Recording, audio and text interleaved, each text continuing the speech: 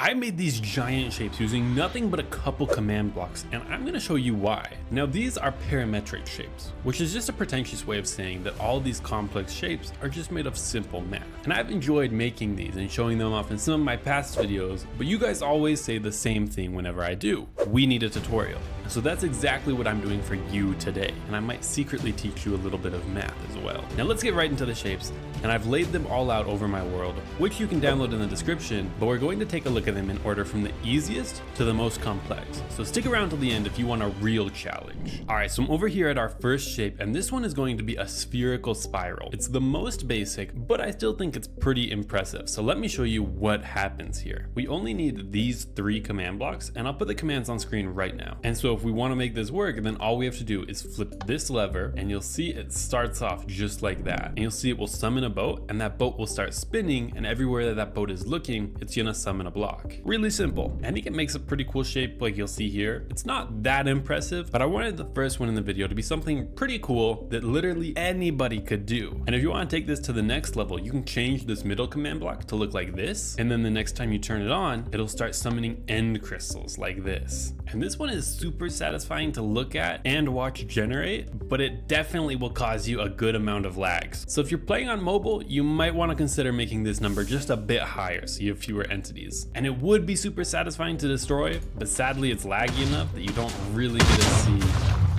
the full glory of it. Still pretty cool, I think. Moving on to our next shape, this one is called a Hyperboloid tower, and you've probably never heard of that shape, so I'm just gonna show you what it looks like. First, we'll press this button, which will just summon an armor stand and a boat way up high, and that's where we're gonna draw the shape from. Next, we'll move into this stack of command blocks, and right here. And so with those entities summoned, we come over, click this lever, and you'll see it'll start spinning and putting lines around. And you'll see that alone makes us a really cool shape like this. But this one isn't that much more complex than the last one because it's really just spinning an armor stand and creating lines wherever it's looking. And if you were looking closely, you might have seen in one of these command blocks that I use the /function command. And if you don't know about the /function command, then let me put you on here. And so this function actually comes from this behavior pack that I made for myself. And there's a little bit of mumbo jumbo that goes into creating a behavior pack, but in reality, this whole function is just one glorified text file where I just copy and pasted this set block command 20 times. So it's really not that complicated. And so you could accomplish the exact same thing with these command blocks, which are doing the exact same command, but throwing it into a behavior pack saves me a lot of time and I don't have to place 20 command blocks. So if you play on PC, I would look into making some functions. But using that same function to create the Hyperboloid tower, we can modify a couple of the values and make a solid shape that looks like this. And that is a massive shape that generated so fast. And this curve that you see along the edges actually just comes from a tilt in the angle as we generate, because we're only ever generating straight lines. And I think this shape is pretty sick, and so I went ahead and I tried to design this shape into a nuclear power plant. And I'm not a pro at building, but I gotta say this actually turns out pretty good. And if we just plug it into my trusted old friend, then it looks even cooler. This next one is where things start to get a bit more complex, and this is a spinning cube shape. But let me just turn it on and you'll see what I mean. While this one isn't as practical and I can't see any building cases where this would be useful, anyways, super satisfying. But more importantly, this introduces us to nested iteration. Now, nested iteration is a tricky concept, but it's not too complicated. It really means we just repeat one action, and then when we've finished that action, we move on into a second action, and then we alternate between these two actions. In this scenario, one action is this boat drawing a square around the perimeter, and then every time that we complete that action and we've drawn one square, the armor stand moves up one layer, and we do the same thing one layer higher and tilt it a little bit so that we get this spiral effect. Now, since this is getting quite a bit more complex, this is where I'm breaking out the /scoreboard command. And I know it's scary, but stick with me because I swear it's not too bad. So like always, when we start our contraption, we'll start by summoning a boat, and then we'll also summon an armor stand. Those are just our 2 entities that we're gonna be using. But then this command block is also going to be giving a scoreboard objective to the armor stand. Now, all these commands are what actually make it work, and it's a bit much, so I'll just throw them on screen as we go through through them. So this first command will activate every time we start a new layer. The armor stand will put the boat in the back left corner just so it knows where to start drawing the square from. And then from there, we're just gonna have the boat place a terracotta, and after it places every terracotta block, it will just move forward one block. And every time it moves forward one block, we increase the scoreboard so that we know how many blocks we've drawn. And then all these command blocks are going to be testing that scoreboard to determine if we need to rotate and draw the next wall of our square. This command block will just test for when we've completed one layer, and it will move us up one block to start on the next layer. And then at the end of all that, we just reset the score, and we can keep doing it over and over again until we get this giant shape. Overall, the shape is pretty complex, but it's really satisfying to watch generate, and it just looks sick. I'm sure it could be incorporated to a build somehow, but I am not good enough at building to figure out how to turn this shape into a cool structure. So someone else can do it if they want. All right, moving on from that spiral into our next shape, which is going to be a torus. And for any of you that don't speak nerd, a torus is just a giant perfect donut. Let me just show you. All right, so like all the others, you'll summon an armor stand and a boat, and that's what we're gonna use to generate it. And then when we flip this lever, you'll see it starts creating a circle, and then as time goes on, it will keep repeating this in another circle, and eventually we end up with a giant perfect donut. And so yeah, it's literally a giant perfect donut. The tricky part about this shape is that we're essentially creating two shapes built into each other. Like the boat will create one ring, but the boat is also creating a ring around the central armor stand. So we essentially get a ring of rings. Again, it's that nested iteration, and so we need to bring out the scoreboard, but the actual algorithm isn't too complex, it's just all of these command blocks. And so much like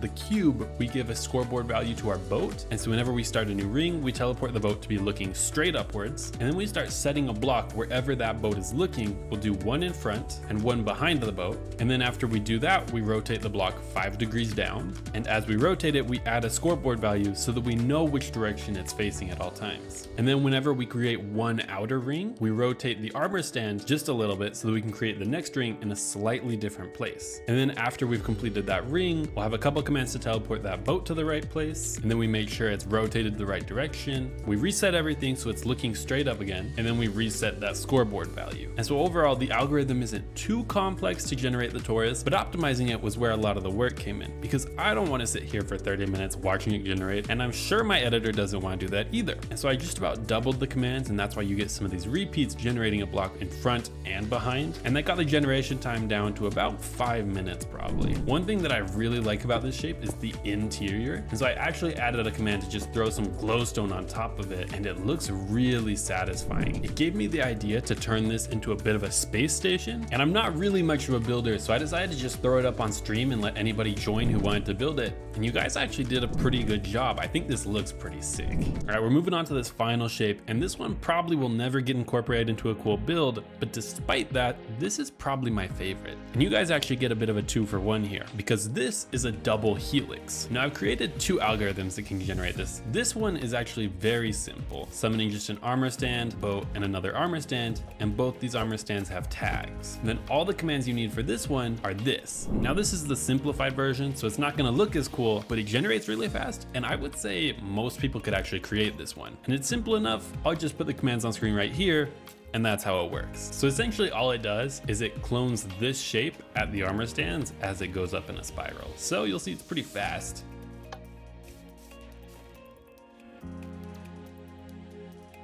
But I think it looks pretty blocky and overall not that impressive. And so that's why I decided to make it a lot more complex, just so it would look a little bit nicer. And so it starts the same way, with the boat armor stands and scoring them, with the boats the armor stands and giving them a tag, but then you'll see it starts spinning them individually, and it's a significant amount slower, but I think it looks a lot cooler. I think this one, much like the spinning cube, is super satisfying to watch it generate, but we also get a really cool product in the end. We'll start by teleporting the boats to the correct positions relative to our armor stand on both sides, and at both the boats we'll run this function generating magenta terracotta where it's looking, and as we do that we're spinning the boat so it creates a circle. We're updating a scoreboard so we know when it's completed a circle, and then whenever we have completed that circle, we're going to increase the scoreboard value of the central armor stand and teleport it up just a little bit. We'll reset all our variables and teleport them up 1 block, and then whenever we make it to the desired height, we kill the boats and the armor stands. And so the algorithm isn't